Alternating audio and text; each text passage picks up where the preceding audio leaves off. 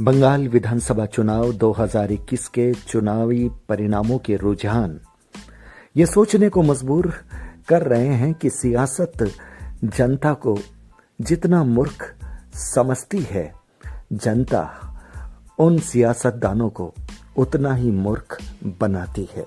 माहौल आपको चाहे कैसा ही क्यों न लगे, भीड़ में लाखों लोग आपकी रैलियों में भीड़ का हिस्सा ही क्यों न बने, लेकिन जब वो बटन दबाते हैं तो वो उस वक्त के हालात और आपके अंदाज को देखकर के अपना निर्णय करते हैं। नमस्कार, मैं संजय सनम, आप देख रहे हैं डिजिटल फर्स्ट न्यूज। व्यूअर्स, हमने तो बहुत पहले कहा था कि कोरोना की लहर का ये कहर भारतीय जनता पार्टी के लिए सुकून देने वाला तो नहीं लगता, और तभी हमने कह दिया था कि ममता बनर्जी की सरकार बनेगी।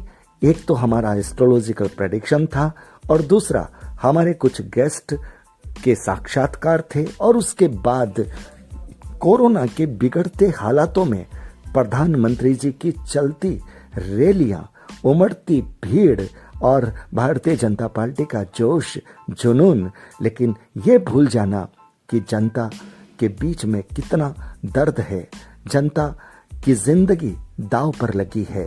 आपने जनता की जिंदगी को नहीं देखा और जनता ने मतपत्र में आपका चुनाव चिन्ह नहीं देखा। हालांकि आप ये कह सकते हैं कि आप 2-3 सीट से 80, 81, 85, 90, 100 के आसपास आप आ गए हैं। अब ये मन को समझाने के लिए वाकई में आपको करना पड़ेगा, लेकिन जैसा कि मैंने पहले भी कहा था, अगर प्रधानमंत्री जी और कैबिनेट रैलियों में नहीं लगती, अपने अपने क्षेत्र में कोरोना लहर के बचाव में लगती, अगर जनता इंजेक्शन की किल्लत नहीं देखती, अस्पताल में बेड की किल्लत नहीं देखती, ऑक्सीजन की किल्लत नहीं देखती, तो यकीन मानिए बंगाल चुनाव में आपको भी सीटों की किल्लत नहीं होती। ये सीटों की किल्लत ये आपका गुनाह है। देखिए, ममता बनर्जी जीती है, एक तरफा जो रुझान आ रहे हैं उसमें ऐसा लग रहा है एक तरफा जीती है। आप यानी भारतीय जनता पार्टी 2 से 3 सीट से आप लोगों ने लंबी छलांग लगाई है, इसमें कोई शक नहीं, लेकिन आपके अरमान बहुत ज्यादा थे, और आपके ही नहीं बहुत सारे लोगों के थे, और हमारे भी हो जाते। काश आपने कोरोना पर जनता की खबर ली होती। इस जीत में न तो प्रशांत किशोर जी की रणनीति का हाथ है, नहीं ममता बनर्जी की उतनी बड़ी स्ट्रेटजी का हाथ है। इस जीत में भारतीय जनता पार्टी की चूक का हाथ है, यानी भारतीय जनता पार्टी की चूक, बड़ी चूक, संवेदनहीनता की चूक ममता बनर्जी की बड़ी विक्ट्री बन गई है। ये ध्यान में रखिए, हर सियासतदान को अब ये ध्यान में रखना चाहिए कि वो जनता को जो मूर्ख बनाने की सोचता है, आप हजारों करोड़ रुपए आप जिस वक्त चुनाव में लगा रहे थे उस वक्त और उससे पहले आपके रुपए अगर जनता के बचाव के लिए लगते तो माफ कीजिएगा, आपको इतनी बड़ी चुनावी रैलियां नहीं करनी पड़ती। प्रधानमंत्री जी अपने कार्यालय में बैठ करके अगर ब्रीफिंग करते, वेब ब्रीफिंग करते, सोशल मीडिया से ही बोलते, अपील करते, तो भी भारतीय जनता पार्टी की सरकार बंगाल के लोग बना दिए होते। देखिए, बंगाल के लोग यानी बंगाली मानुस पढ़े लिखे हैं। मैं ये नहीं कहता कि दूसरे प्रांतों के लोग पढ़े लिखे नहीं हैं, लेकिन वो थोड़े धीर हैं, गंभीर हैं, वो जल्दबाजी नहीं करते, वो बहुत सोच विचार कर फैसला लेते हैं। चाहे भारतीय जनता पार्टी उनके दिल में कितनी ही बस गई हो, लेकिन कोरोना पर भारतीय जनता पार्टी के आला नेताओं की लापरवाही, सरकार की लापरवाही और खुद प्रधान सेवक जिस तरह से रैलियां कर रहे थे और जिस तरह से सोशल डिस्टेंसिंग का खुल्लम खुल्ला मजाक उड़ रहा था, वो दृश्य बंगाल के पढ़े लिखे लोगों ने देखा और शायद अपना मानस बदल दिया। अगर इतनी रैलियां भारतीय जनता पार्टी ने नहीं की होती, अगर प्रधानमंत्री जी ने, भारतीय जनता पार्टी ने, केंद्र सरकार ने चुनाव आयोग को के लिए ये एक अपील की होती कि चुनाव अगर 2-3 महीने आगे खिसकाए जाएं तो खिसका दिए जाएं, अन्यथा रैलियों पर प्रतिबंध लगा दिया जाए। उन्होंने ममता बनर्जी से, लेफ्ट से, कांग्रेस से भी अपील कर दी होती।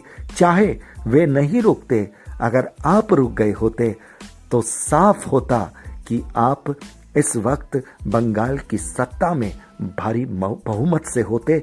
जो फिगर इस वक्त ममता बनर्जी का दिख रहा है, शायद वो फिगर आपका होता। जब मैंने ये बात कही थी तो हमारे कुछ व्यूअर्स को बहुत तकलीफ हुई थी और कुछ लोगों ने तो मुझ पर इल्जाम लगाए थे कि मैं टीएमसी के स्पोक पर्सन की तरह बोल रहा हूं। ये हमारे साथ विडंबना रहती है कि जब हम मोदी जी के पक्ष में बोलते हैं, जब हम भाजपा के पक्ष में बोलते हैं, तो फिर विपक्षी पार्टियों के लोग हमें बीजेपी का स्पोक पर्सन कह देते हैं, और जब हम सच्चाई, कड़वी सच्चाई की बात करके मोदी जी से सवाल करते हैं, बीजेपी से सवाल करते हैं, तो फिर बीजेपी के श्रद्धानिष्ठ लोग हमें विपक्षी पार्टी का या टीएमसी का स्पोक पर्सन कह देते हैं। मुझे इस बात से कोई शिकायत नहीं। आप हमारे रीडर्स हैं, पाठक हैं, आपको ये कहने का अधिकार है, लेकिन आप ये ध्यान में रखिए कि पार्टी की निष्ठा, व्यक्ति की निष्ठा से ऊपर जनता के प्रति निष्ठा होनी चाहिए। हमको ईमानदारी से ये देखना चाहिए कि जनता के लिए कौन क्या कर रहा है। देखिए, मैं आपको फिर कहूं कि इस बार बंगाल में ममता बनर्जी का आना मुमकिन नहीं होता। लोग भी शायद नहीं चाहते थे। क्योंकि इसलिए नहीं चाहते थे, तुष्टीकरण की राजनीति हो रही थी, अलगाववादी ताकतों के स्वर भी उठते हुए नजर आ रहे थे, और कुछ सरकारी, केंद्र सरकार की जो अच्छी नीतियां, उनको लागू नहीं करने की कोशिश हो रही थी। इसलिए कहीं ना कहीं ये जरूरी होता कि भारतीय जनता पार्टी की सरकार आती।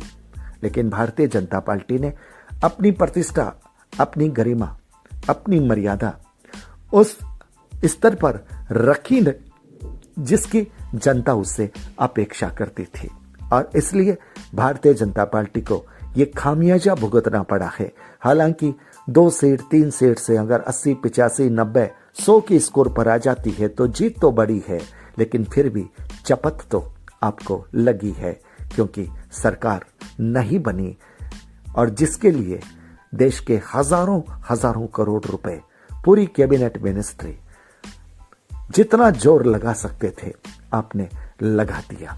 अब राष्ट्र के सामने जो संदेश गया है, वो संदेश बहुत सोचने वाला है। अब ममता बनर्जी की जीत ये सिर्फ बंगाल तक सीमित नहीं रहेगी, यह उन्हें राष्ट्रीय नेतृत्व की नींव प्रदान कर रही है। और ममता बनर्जी अपने जिस अंदाज के लिए जानी जाती है, यह अंदाज भारतीय जनता पार्टी के लिए अब लगता है बोझिल हो सकता है।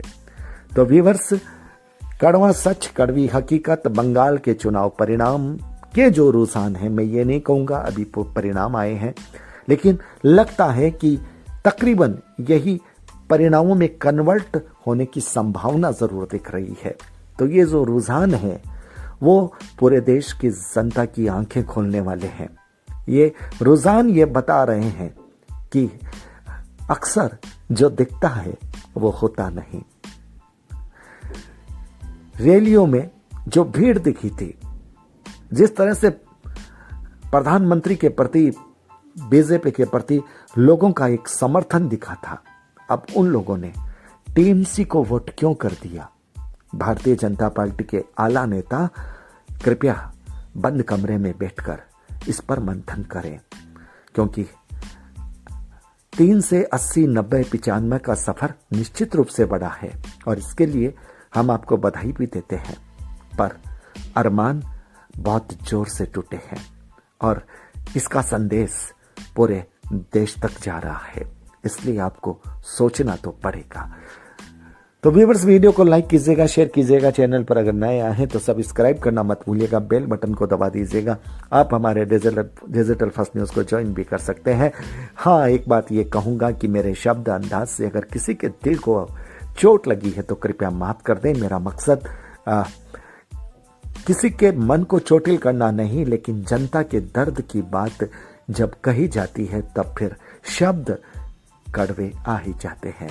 माफ कीजिएगा। बहुत बहुत आभार। नमस्कार।